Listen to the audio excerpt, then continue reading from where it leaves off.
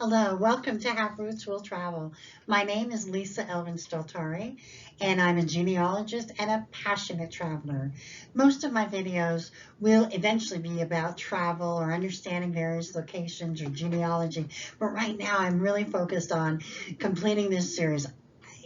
Only knows. I don't know how and when I will complete it. I've been working on it now almost a year. I am focusing on a part of Quebec history that is near and dear to my heart, the story of Les Filles du Roi. So if this is your first time joining us, know that we are now on episode number 62. There are 61 ladies we've profiled so far. Have a look at the playlist on the channel and you will be able to see if I featured one of your Filles du Roi. If I haven't and you'd like me to, please in the comments below let me know one lady that you'd like me to feature. That would be awesome. Otherwise, I just kind of pick from a hat. And I also want to let you know that I do have a website, Have Roots Will Travel. I'm on Facebook, Have Roots Will Travel. And I also have a Twitter account. And you feel free to write to me as well at lisa@haveroots.com. Love to hear from you. I get so many suggestions, so many really interesting comments. Absolutely enjoy hearing your comments. Thank you. All right, and don't forget to subscribe and click on the notifications alert so you get notified when I post new content. All right, let's get started. Regular viewers of my channel know that I produced a video called Les Filles du Roi, the Program 2.0, that lists all the ins and outs of the program. So have a look at that if you're new to the channel and want some more perspective on what your ancestor would have gone through. So with that, let's announce who is our Filles du Roi that we're featuring this week. I've been doing so many of other people's. I looked in my files and said, oh, there's one of mine. Her name is Anne Rabady. And of course, I looked to see who else has her as a grandmother. And of course, the boy next door. And I share this same great grandmother as well. So let's get to know Anne Rabady. This is a woman of mystery. I just posted the picture of France. I think she's born around 1654. I'm pretty sure, based on, when she gave birth and things like that. Her parents are unknown. We don't know anything about her life before she came to New France. Let's have a look at her voyage.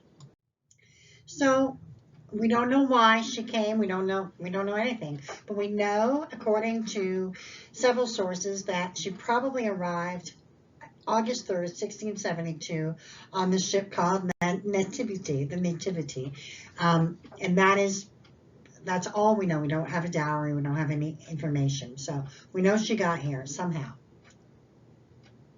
So the groom that she selects her, his name, Antoine Lecuyer. He was born in 1648 in France. We again know nothing about him. We know that he shows up on the 1666 census as a domestic, and again in the 1667 census as another domestic. That's all we've got.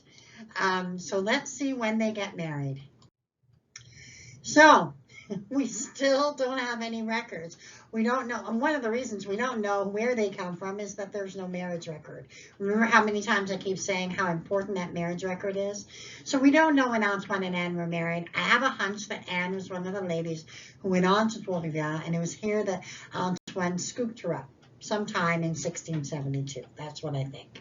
So, because they ended up in Batisca. So let's go and see where they ended up. Let's talk about that for a minute. So here's where the family settles, in Batisca.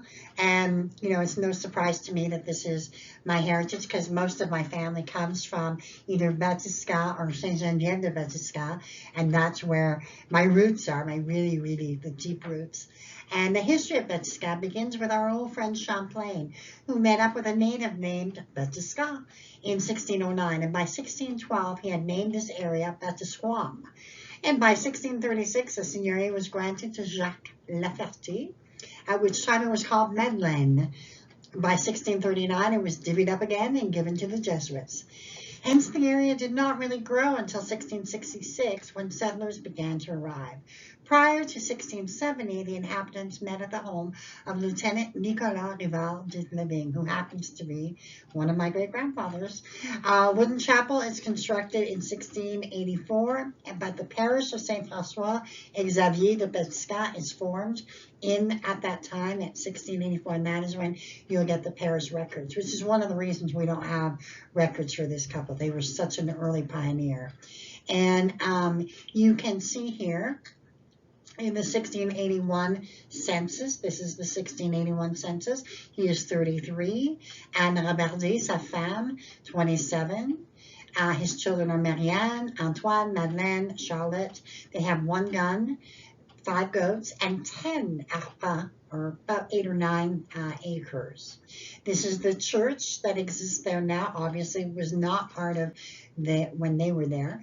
And this is just an aerial view that you can see how close it is to the river. And it really has remained slightly unchanged from when it was. It's not an urban center. It really is farming and very simple rural life in Quebec. So Antoine and Anne would have 11 children. Let's go. Now, my direct line is Marie-Anne, and she married Jacques Tifo and had 12 children, 10 of whom would survive to adulthood. And 2 would become my great-grandfathers, actually. So my line has a really strong line in my family. Antoine marries Marie Marguerite Gaillou and had 10 children, 10, and all of whom survived.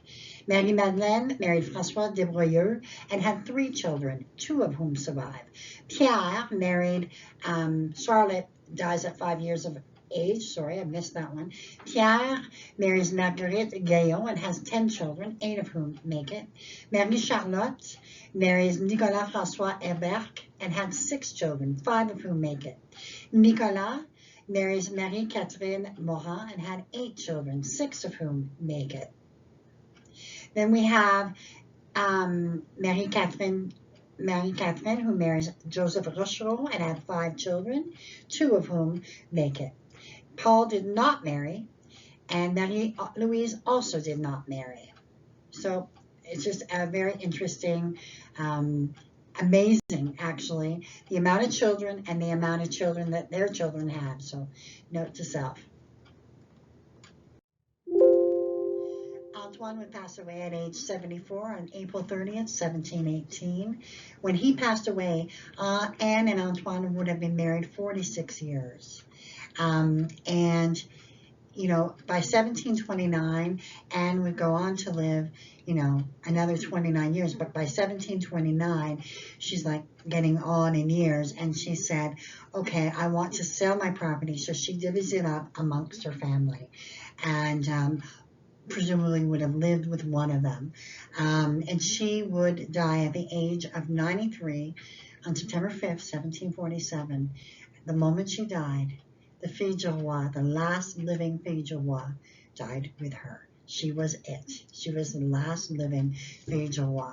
And for that, it's just truly a remarkable life. A lady from nowhere marries a man from nowhere, and they go on to produce a life that has substance and all they had. I believe between them she would have lived to see in 1729 the number of descendants 72. Not too bad. And you know, she really did live an exemplary life, and for that we thank her. And I certainly thank her, because I wouldn't be here if it weren't for Anne. And the boy next door, he wouldn't be here either. So we really thank them for their contribution and their longevity and all that they contributed to the history of Quebec and North America. And with that, I bid you adieu and au revoir until the next time.